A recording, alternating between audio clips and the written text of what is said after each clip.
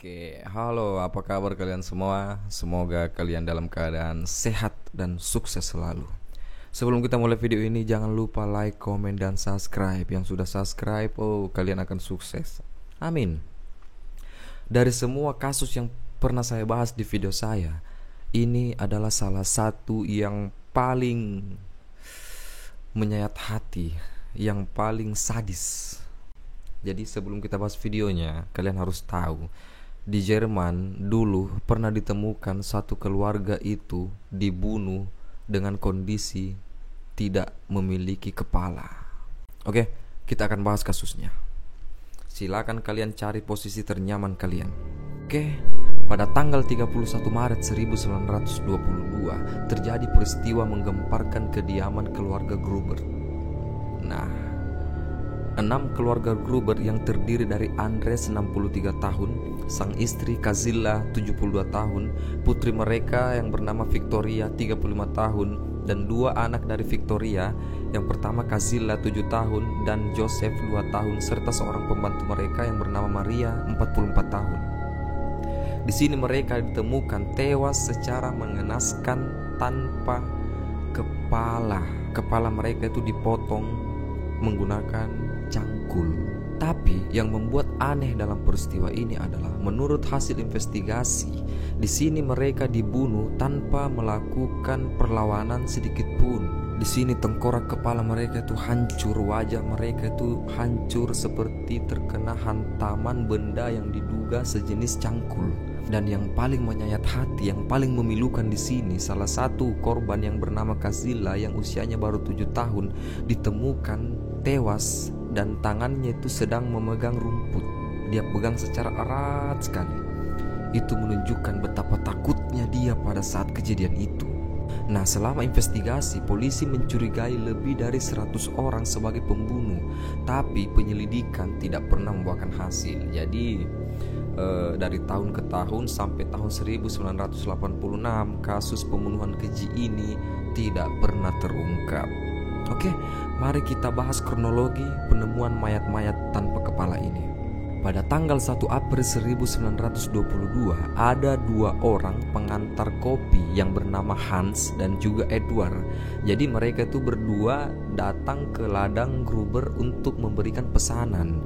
Nah, mereka tuh sempat mengetuk pintu rumah Gruber beberapa kali, tapi sama sekali tidak ada jawaban. Jadi Hans dan Edward ini pulang. Jadi Hans dan Edward ini memang itu sudah langganan di keluarga Edward ini. Jadi setiap saat mereka itu datang.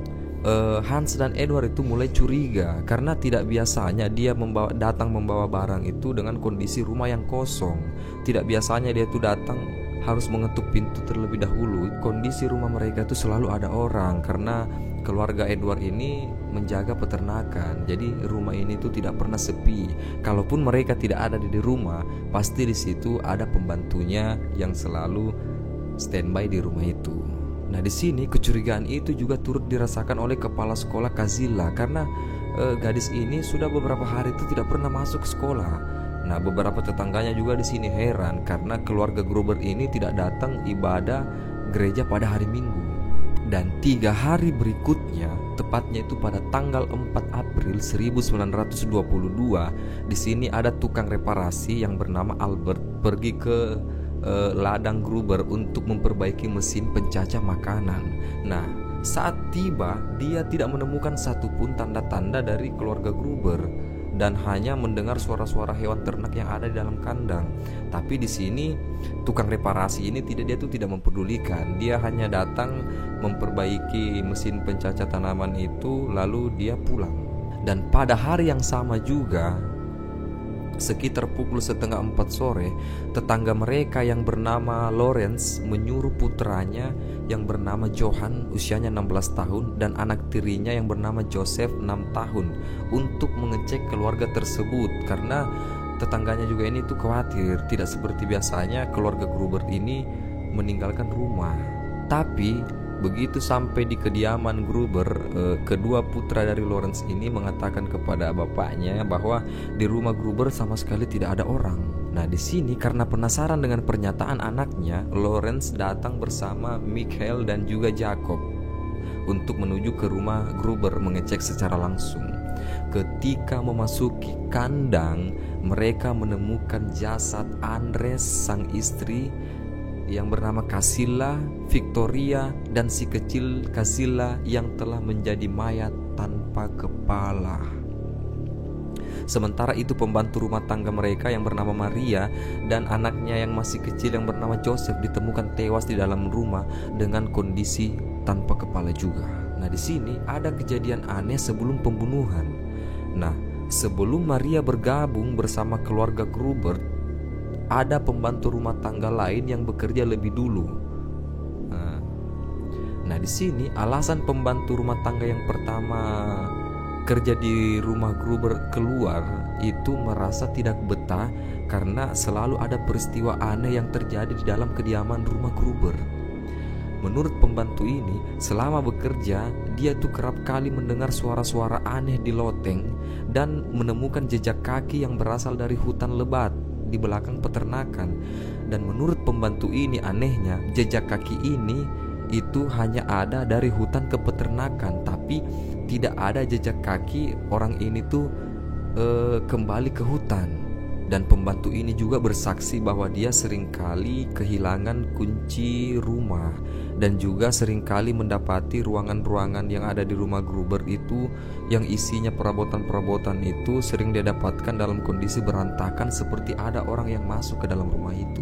Tapi di sini, meskipun pembantunya itu sudah menceritakan kepada Andres atas keluh kesah yang telah dialami, atas apa yang telah dia rasakan, tapi di sini Andres menolak untuk melaporkan hal tersebut kepada polisi karena Andres menganggap ini tuh hal yang biasa-biasa. Nah, itu adalah keanehan sebelum pembunuhan. Nah, di sini adalah keanehan setelah pembunuhan. Nah, di sini polisi tidak menemukan satu barang pun yang hilang di rumah itu.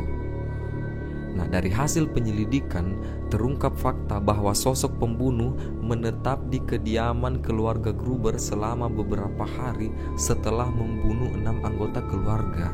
Bayangkan gilanya pembunuh ini. Dia sempat tinggal di rumah Gruber setelah selesai membunuh mereka. Nah, di sini karena didapati dari kondisi ternak yang telah diberikan makanan, kurangnya persediaan roti keluarga, ada juga didapatkan bekas-bekas potongan daging di dapur, terus anjing peliharaan Gruber yang telah dilepaskan dari kandang. Nah, di sini betul-betul tetangga juga itu tidak menyadari bahwa keluarga Gruber di sini sudah meninggal karena beberapa hari yang lalu tetangga ini masih melihat asap yang keluar dari cerobong asap rumah Gruber. Jadi tetangga itu menganggap wah mungkin masih ada orang dalam rumah itu. Ternyata yang menyalakan api itu adalah si pembunuh itu. Si pembunuhnya sempat tinggal di rumah itu selama beberapa hari. Dia tinggal di situ, dia makan di situ, beraktivitas seakan-akan rumah itu adalah miliknya. Sehari setelah pembunuhan, pengrajin bernama Mikhail tidak sengaja lewat di depan rumah Gruber. Dia itu mengaku melihat seorang tengah menyalakan oven di rumah itu. Dan Mikhail juga mengaku bahwa asap yang keluar dari rumah Gruber itu memiliki aroma yang tidak sedap, seperti bau bangkai. Dan pada hari yang sama juga, sekitar pukul 3, petani sekaligus pemotong daging bernama Simon mengaku melihat 2 orang misterius di tepi hutan dekat dengan peternakan Gruber. Saat bertatapan dengan Simon, orang itu langsung memalingkan wajahnya. Dan ketika mendengar berita tentang kematian keluarga Gruber, di sini Simon yakin bahwa 2 sosok misterius itu ikut andil atau bertanggung jawab atas pembunuhan keluarga Gruber. Nah, di sini polisi mencurigai ada 1 orang yang terlibat dalam pembunuhan keluarga Gruber. Namanya itu adalah Carl Gabriel. Nah, dia ini merupakan suami dari Victoria. Tapi dikabarkan Carl telah meninggal dunia di Arras, Perancis semasa Perang Dunia I. Tapi anehnya mayat Carl itu tidak pernah ditemukan. Nah, beberapa teori menyebutkan bahwa Carl Gabriel ini ternyata masih hidup. Bahkan temannya bersaksi pernah melihat Carl Gabriel itu jalan-jalan di suatu daerah selepas Perang Dunia Pertama. Kalian harus tahu, Carl Gabriel kenapa dicurigai terlibat dalam pembunuhan ini? Karena diduga rasa sakit hati atas perselingkuhan Victoria dengan sang ayah. Jadi Victoria ini itu menikah dengan bapak kandungnya sendiri, begitu, selingkuh dengan bapak kandungnya sendiri yang bernama Andreas. Nah, anak dari keduanya itulah si bungsu Victoria dan juga Joseph. Selain Gabriel, suspek lain yang muncul ke permukaan adalah Lawrence. Sejak kematian istrinya pada tahun 1918, Lawrence dipercaya memiliki hubungan khusus dengan Victoria. Lawrence ini orang yang menemukan mayat keluarga Gruber. Dia juga adalah tetangga keluarga Gruber. Penduduk setempat itu mencurigai Lawrence sebagai pelaku pembunuhan ini karena beberapa tindakan Lawrence yang dianggap mencurigakan. Dia juga orang yang pertama yang telah menemukan ke-6 mayat itu. Nah, ketika menyelidiki raibnya keluarga Gruber pada 4 Maret 1922, Lawrence harus mendobrak gerbang untuk memasuki gedung karena semua pintu terkunci. Namun segera setelah menemukan 4 mayat di gudang, ia rupanya langsung membuka pintu depan dengan kunci dan dicurigai memasuki rumah seorang diri. Banyak orang yang bertanya dari mana Lawrence mendapatkan kunci rumah keluarga Gruber. Nah, di sini setelah menemukan 4 mayat di gudang, Lawrence langsung masuk ke pintu utama dengan menggunakan kunci. Ya, itulah yang dicurigai oleh tetangganya. Pertanyaan dari tetangganya adalah dari mana Lawrence mendapatkan kunci rumah milik keluarga Gruber.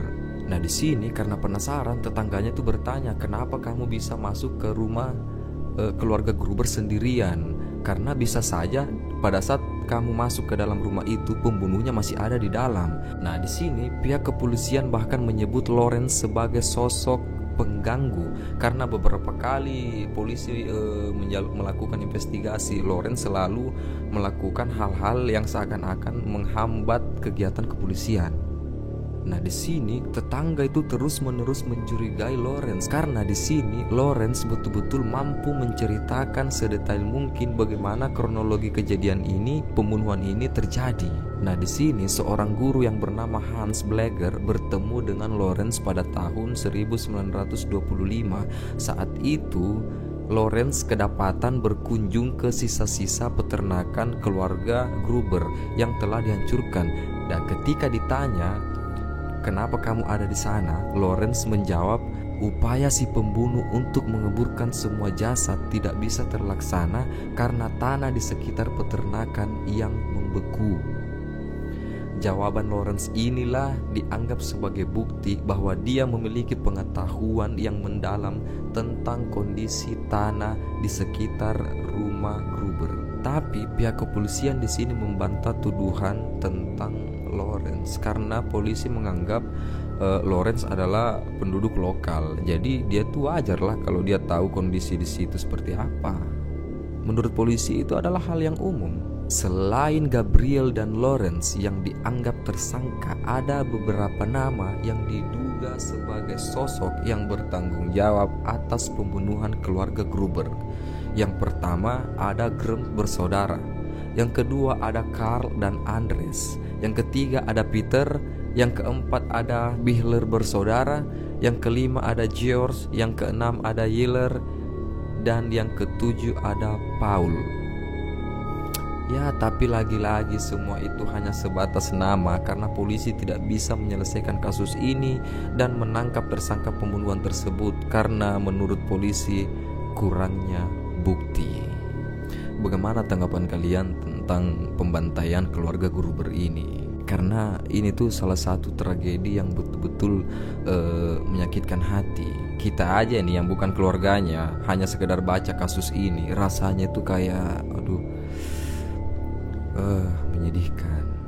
Oke, cukup sekian video kali ini, dan semoga keluarga Gruber diberikan tempat yang paling terbaik di sisi Tuhan, dan semoga kalian yang menonton video ini selalu sehat dan sukses selalu. Amin. Sampai jumpa.